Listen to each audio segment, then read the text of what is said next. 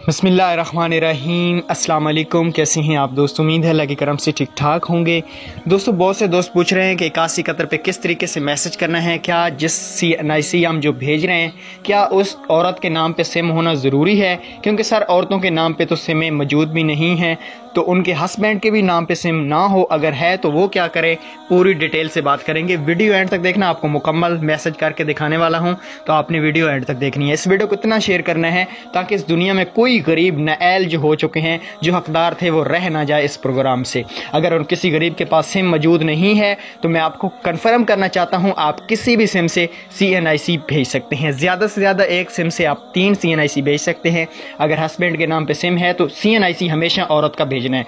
एक गलती नहीं करनी, अगर आप एक गलती करेंगे तो आपको पैसे नहीं मिलेंगे। हस्बैंड का CNIC बिल्कुल भी नहीं भेजना, कि इससे आपका नुकसान हो सकता है। और जो लोग पहले अहल हैं वो भी दोबारा CNIC बिल्कुल भी ना भेजें, उनका भी नुकसान हो सकता है। चले मैं आपको मैसेज करके दिखाता हूँ।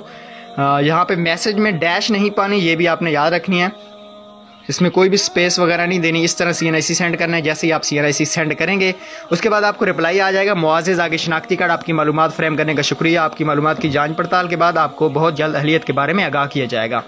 तो इस तरह आप मैसेज करते जाएंगे। CNIC 3 एक सिम से भेज सकते हैं। सिम किसी के नाम पे हो, कोई मसला नहीं है।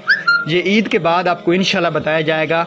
अगर आप हकदार होंगे तो आपको बेनज़ीर इनकम सपोर्ट प्रोग्राम में शामिल कर दिया जाएगा। जिनका सर्वे नहीं हुआ वो भी मैसेज कर सकते हैं, पैसे हासिल कर सकते हैं। जज़ाकल्लाह।